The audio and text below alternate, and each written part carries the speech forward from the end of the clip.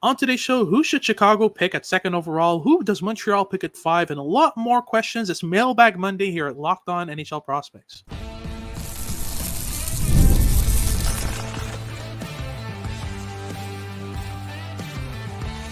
You are Locked On NHL Prospects, part of the Locked On Podcast Network. Your team every day.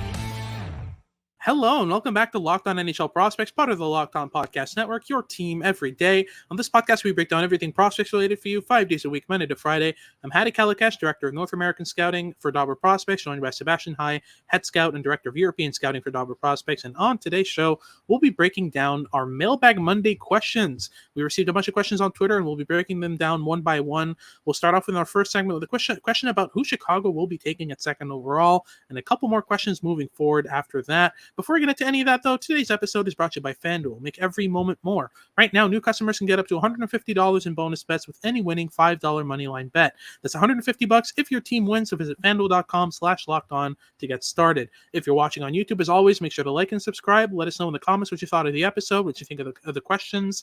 And if you're listening on your favorite podcasting platform, please leave us a rating review and make sure to make us your first listen of the day. So let's get things started right away here with a question from the Habitant on Twitter asking, who is Chicago taking at second overall? I think at this point, it's fairly clear that they'll be taking Artyom Levshunov, right? But there's a real debate for us between who they should take, who we think they should take, and who we think Chicago is taking, right? So let's talk about this. Artyom Levshunov, first and foremost, how's the fit with Chicago here at second overall? Fantastic. They need a big right shot defenseman to hold down their top pairing long term. They don't really have anybody in the pipeline that could fulfill that role. Their top right shot defensive prospects, probably Sam Renzel, who is many things, and he's offensively dynamic. He's still very raw. He still needs a couple seasons to develop before being an NHLer, but a top pairing two-way presence is not really within his future. And Levshunov could really bring that type of upside and playing big minutes in all situations, being a positive impact in all three zones. And he has so much runway, too, in his development, right? I think this is one thing that goes unnoticed a lot in public discourse with Levshunov. He's still quite raw in many ways. He's only played his 2 seasons in North America since he was playing U18 Belarusian hockey. And he's still refining so much in his game. He still makes some mistakes. There's still lapses in judgment and concentration. And these are all areas that are going to iron themselves out with time. So picking him at second overall, he's the big right shot defenseman option who projects as a potential first pairing guy in this draft class, who's also going to have a real clear two-way impact. The alternative would be Zane Parekh, of course, as a right shot guy, but the two-way impact isn't going to be a big strength long-term for him. It's the raw offense that carries Parech's projection. But Levshunov is so projectable. He has runway, a lot to like as well with his physical frame as well as his personality on and off the ice. It's an infectious charisma and optimism too. For sure. And I think that, those are the reasons why Chicago's going to take him. I just don't think that Ivan Demidov's second to anyone except Macklin Celebrini in this draft. There's no way that we're talking about Ivan Demidov as a potential availability at 5th overall in Montreal. It's absurd that this is a thing that could happen. I don't see a scenario where Ivan Demidov doesn't develop into a high-end top 6 player. His floor is pretty high too. He's got defensive value, he's got upside. I don't see many scenarios where Demidov doesn't succeed at what he does so well in the NHL. The worst case for me with Demidov is you get a Nikolai Ehlers type of player, which even that's not bad, So for me, it's just how much more can he add to his game? How much more can he kind of work around that? He's been playing the MHL all year. I understand the concerns behind, him being in an SKA system, which is a program that tends to put a lot of pressure on young players and punish them if they don't match their expectations in terms of staying in Russia. I understand all that. We've had a long track record of this not being a problem, but I understand why Demidov's situation is a bit fraught because he's stuck in the MHL if he doesn't re-sign in with the KHL team and that kind of thing. I understand all that, but we're talking about one of the most dynamic and skillful players we've seen in a long time come out of the draft. And I don't think it's a massive, huge mistake if Chicago doesn't go Demidov at 2. but it's still a mistake in my opinion. Like they're still adding someone who fits with their strengths. They're still adding someone who they need in their pipeline, who they need in their system as a right-handed D with size, mobility, and all that. Lefshinov's no bad player. There's a reason he's in most top threes, is that he's got a lot of interesting tools. But Demidov is Demidov. He's a different beast in my opinion, and that should be the pick. And I'm sure you agree, right?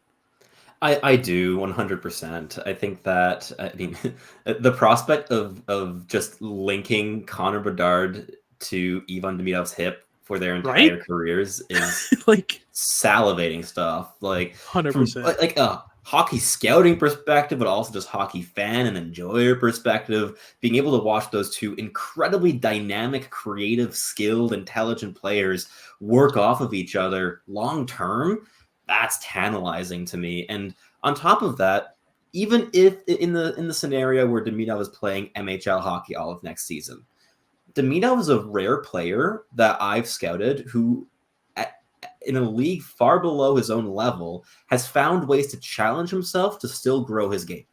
He finds, quite purposefully, complex solutions to simple problems, not because he doesn't have easier options available to him. He tries to find the absolute best out-of-the-box creative way of solving the problems he encounters, because he's in a lower pace environment where he can play around with that and try these things. And his success rate at the end of the season with those plays was absurdly good, especially in the playoffs.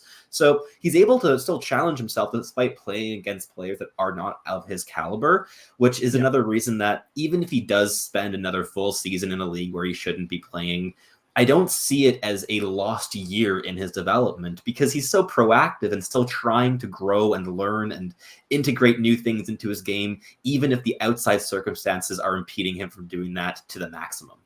Yeah, no, exactly. And I don't know if it's clear, but we love Ivan Demidov here at Locked On NHL Prospects. Let's move right on to our second question from King Clarkey. If you were in charge of the Penguins draft, what would be your ideal but realistic scenario for picks 44 and 46? Would you consider packaging them to move up into the first round? First, I think the best you can get out of pick 44 and 46 in terms of first round picks is at the best, like 29th overall.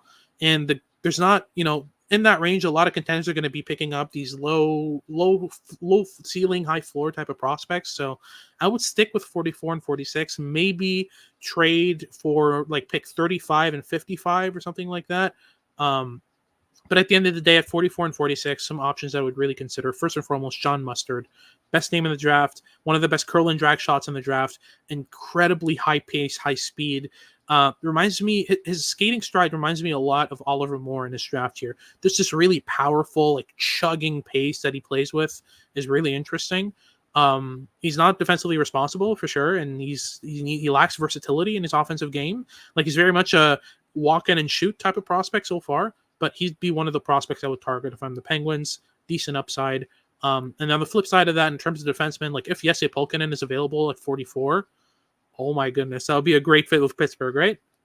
That'd be a bunch of fun. Like, the nice thing about drafting in that 44 and 46 range is that you're going to have players that you evaluate as a first-round caliber piece fall to that range almost inevitably. Yeah. Like, it always happens. I know this from my own process of selecting the players that I would pick with the Montreal Canadiens draft selections. I always have first-round talents available to me in that, like, mid to late to second to third round draft range. So staying in that range still means that you're getting a first-round caliber piece in your perspective. You're just not getting much choice among that caliber of piece. And if that ends up being a guy like Teddy Stiga who could fall for being undersized, amazing value if that happens. Or if you want to take a bit of a gutsier swing on a player like Cole Hutson, for instance, I think that could make a lot of sense too. If you want to go for like the funniest combination of defensemen possible and just go Jesse Pulkkinen and Cole Hutson and just call it a day in the second round, that's fun. And the Penguins have the luxury of not really having much at all in the prospect pool. They don't need to target players in terms of position or style. They just need to add assets that could be NHLers and fun and effective NHLers, so they can get really creative. I think another really nice fit could be a guy along the lines of a Tanner Howe. He plays the game a little bit like a Brian Rust, for instance. Maybe less goal scoring, bit more playmaking, very intense, great forechecker.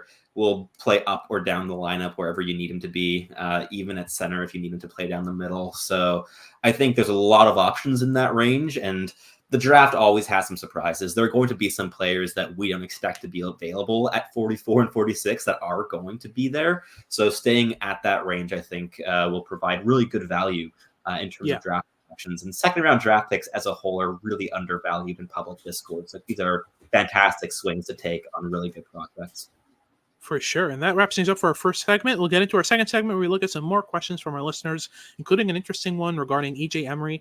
We'll get into that in just a sec, but just before, a quick word from our sponsors at FanDuel. I love sports, and I love them so much that I never want them to stop. But the playoffs are winding down, and we're getting fewer and fewer games here in the summertime. The sportsing just aren't sportsing like I want them to. But FanDuel lets me keep up with the excitement and keep the sports going whenever I want them to. All I have to do is open up the app and make a bet at any time I'm in the mood for it. And this summer, FanDuel's allowing all customers to get a boost or a bonus daily, every single day. And there's something for everybody every day, all summer long. Whether you want to take your swings on Major League Baseball or Euro 2024, which is currently ongoing over in Europe with the soccer world, the choice is yours with FanDuel. So head over to FanDuel.com/lockedon and start making the most out of your summer. FanDuel, official sports betting partner of the Major League Baseball. Alrighty, so let's move on to our second segment here. We answer some more questions from our listeners.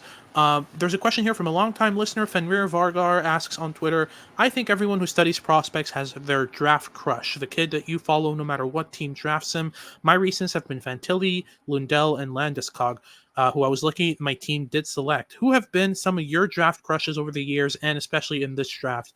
Over the years, there have been a ton of them. Lane Hutson was one of them in his draft year. We were both big fans of him.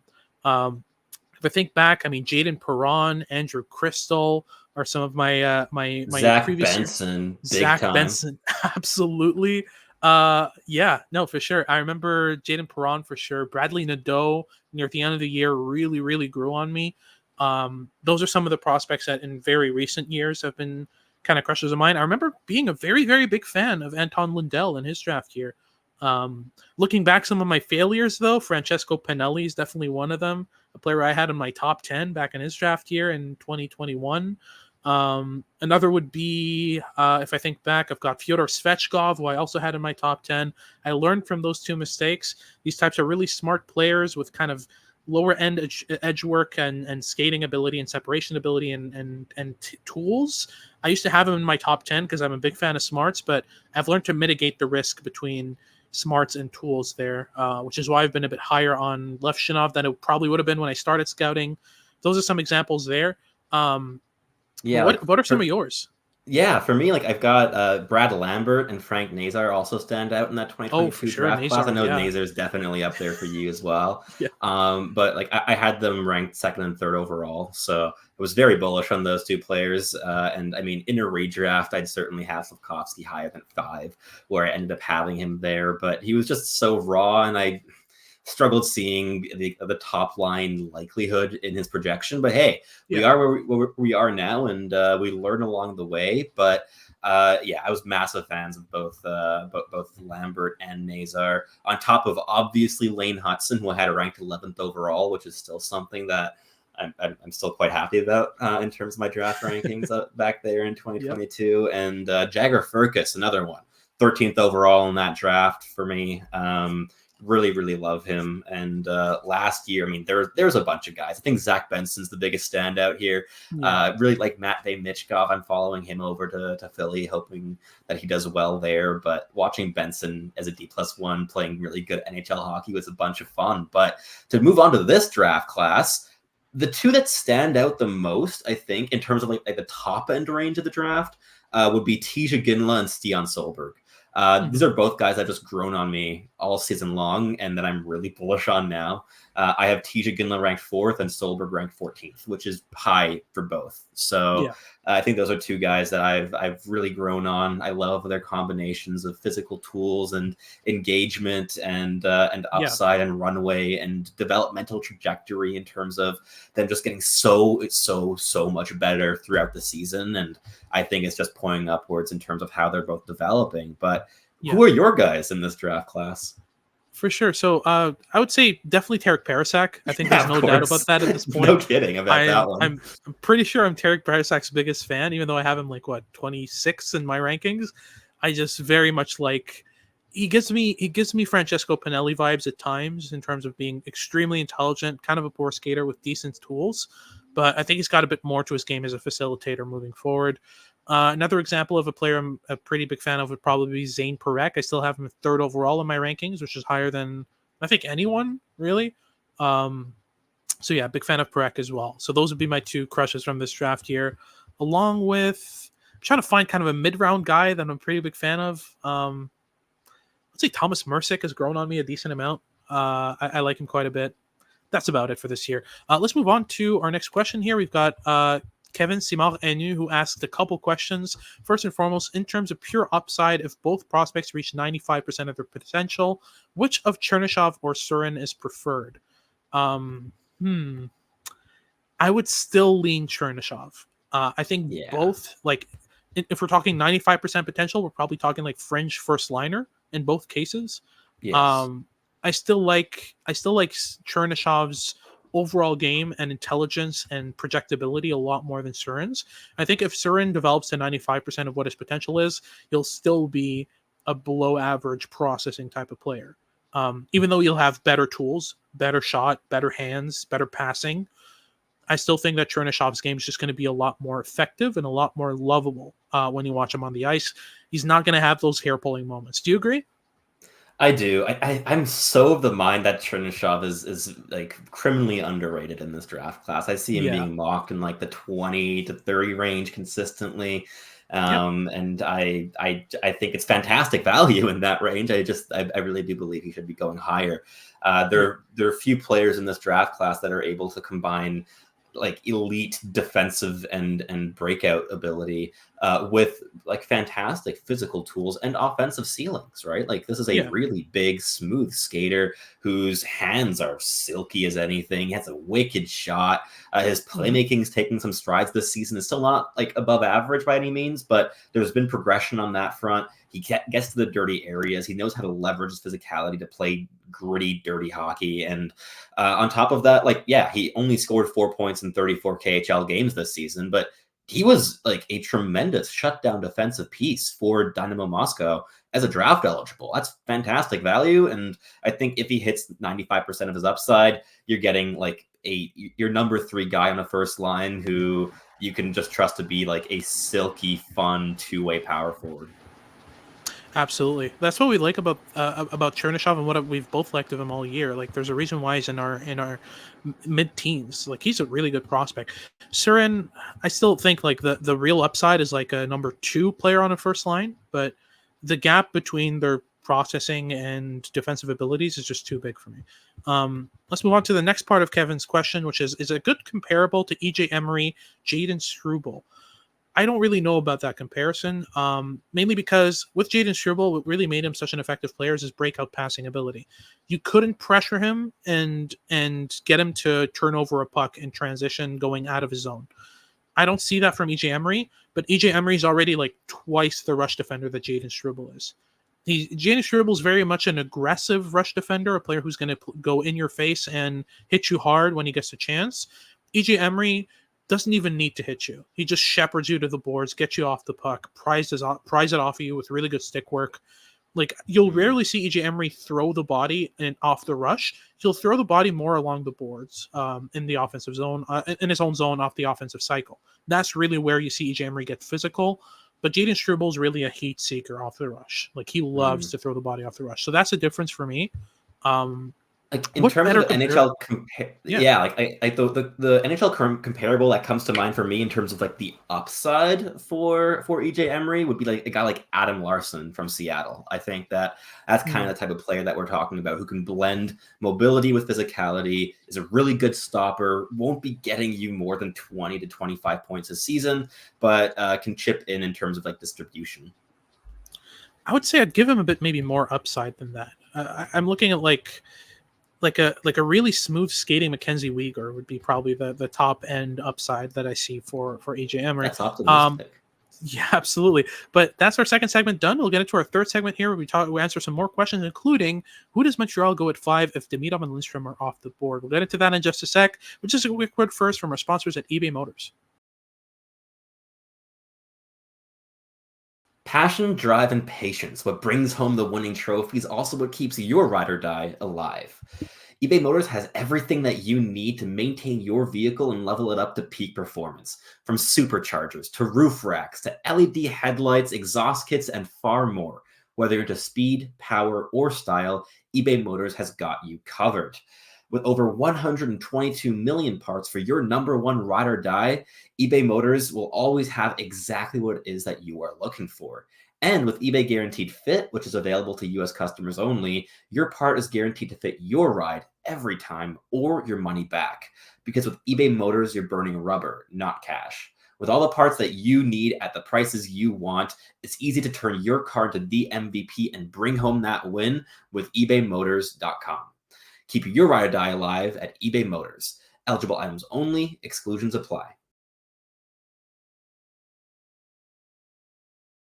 Alrighty, so let's close things off here with our final segment where we answer some more questions from our listeners. And we'll start things off with a big one here from Darren on Twitter, who asks, if you are Montreal picking at 5 and Demidov and Lindstrom are off the board, who is your pick and why?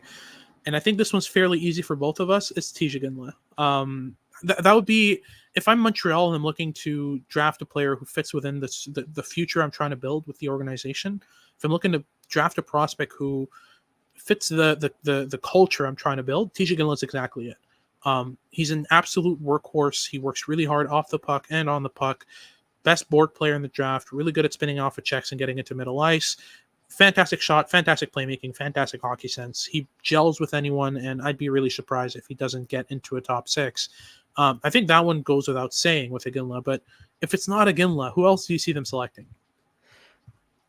I will finish off the Ginla thought real quick, though. On top of all of that, which is already amazing, he also has positional versatility, which is something that we've seen the Habs really, really value. He's going to be playing down the middle at center for the Kelowna Rockets next season, and if he's able to grow his game as a center specifically, being able to add that into a mix of players, like including Kirby Dach, who can also play both on the wing or at center, gives so much versatility in case of injury or in case of line matching or line mixing that the Habs really do value highly, and that Martin St. Louis would absolutely adore. Beyond Ginla, I think the next name that comes up here has to be Beckett Seneca, right? Like that power, the frame, the handling skill. The Habs don't have like an elite dangler in their system in terms of forwards, and Seneca would bring that element that has been missing a little bit. That even though Ginla is a really good puck handler, he's not a raw dangler. He's not the second best puck handler in this draft after Ivan Demidov, like Beckett Seneca is. And both of these players have absolutely like very, very high development curves in terms of like they've incredibly improved over the course of this season, which is also something we've seen the Habs really value in the last 2 drafts, with Slavkovsky and Reinbacher being their picks. And those are 2 players who, yes, were late risers, but they were late risers because their late season footage was a massive difference from their early season footage. Like they progressed a lot over the course of the season, and both Seneca and Ginla would bring that to the table. For sure. I think I'm going to throw one out there. Zane Parekh would be my selection personally. I have him 3rd overall for a reason, but I also think the fit with Montreal is amazing. And before you say that they have too many defensemen, just picture this. Goulet, Parekh, Hutson, Reinbacher, and Jacky Mayu, if you will, if you're looking for that old school physicality. Like, Are you kidding me? Like that's a combination of skills that works really well. Goulet with Parekh on a first pair for me long term would work really, really well. Goulet would help Parekh unlock even more offense, activate a lot more frequently, get involved in offensive rushes, play as a fourth forward, and we know that Montreal loves to play with active defensemen. Both Goulet and Parekh can activate, and both can interchange in that position. Then you have Hutson Reinbacher, which are already like in very short samples has been fairly proven as a D pair, which I really like. And I feel like long term having that as your second pair, like that's the best second pair in the NHL, right? So there's just a lot to work with here. And if the Canadiens pick Zane Parekh, and I do think Parekh can become a top pair point per game defenseman. And if any team's going to get that out of him, it's Montreal with the system that they play, with the structure that they play, with the freedom they allow their defensemen. This is exactly what Montreal needs. So that would be my personal choice. But I know for a fact they're not going Parekh. There's no way. So let's move right on here. We have kind of a hypothetical here from Tilson Wam on Twitter, who asks, with a report about McGroarty coming out, do you think that the Caps should target him in exchange for the 17th overall pick? So taking into account that the trade is Rutger for the 17th overall pick, are they better off with McGroarty or better off with that 17th overall pick? I really like Michael Hage or Carter Yakimchuk for the Caps pick. What do you think? Do you think that the Caps should pull the trigger on a McGroarty for 17th overall 1-for-1 trade? It would be an incredibly Capitals move. Like it would be incredibly Caps. Like McGroarty fits their style perfectly. Like he's super intelligent. He has a high work rate. He's a great leader. Good defensive impact. Really good goal scorer. Not a very good skater, but he has all these other tools to complement him and to round out his game beyond that. And I think he'd be a great fit in Washington. 17th overall pick is certainly a price to pay, but McGroarty went 15th, 14th, 13th or something like in that range. 16th. He went like mid-teens at the very least, and and that would be a draft pick in that same range.